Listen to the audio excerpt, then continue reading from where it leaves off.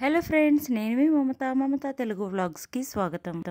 ఈ వీడియోలో నేను లాస్ట్ వీక్ ఎంత వెయిట్ లాస్ అయ్యాననేది చూపిస్తానండి. డే 13 రోజు నేను ఏం తిన్నాను అనేది చూపించాను, కానీ డే 14 నేను చూపించలేదు. ఎందుకు అంటే నేను ఫంక్షన్కి వెళ్ళాల్సి వచ్చిందండి. అయితే అక్కడ ఫుడ్ మనం ఎలా కాదనుకున్నా సరే ఎక్కువగానే తింటాం కదా, అందుకనేసి ఆ వీడియో స్కిప్ చేసేసానండి. ఇంకా చీటింగ్ మీల్ లాగా అయిపోయింది నాకు.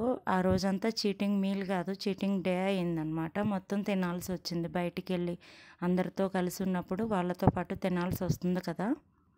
అయితే నేను ఎంత వెయిట్ లాస్ అయ్యాను అనేది ఈ వీడియోలో నేను ఆల్రెడీ వెయిట్ చేసి పెట్టుకున్నానండి. నేను లాస్ట్లో మీకు పోస్ట్ చేస్తాను.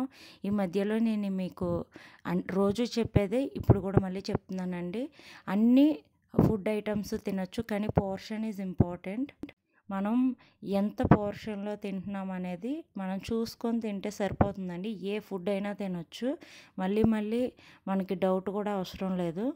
అయితే లాస్ట్ వీక్ వెయిట్ వచ్చేసి 62.5, ఇప్పుడు 61.3 వచ్చిందండి.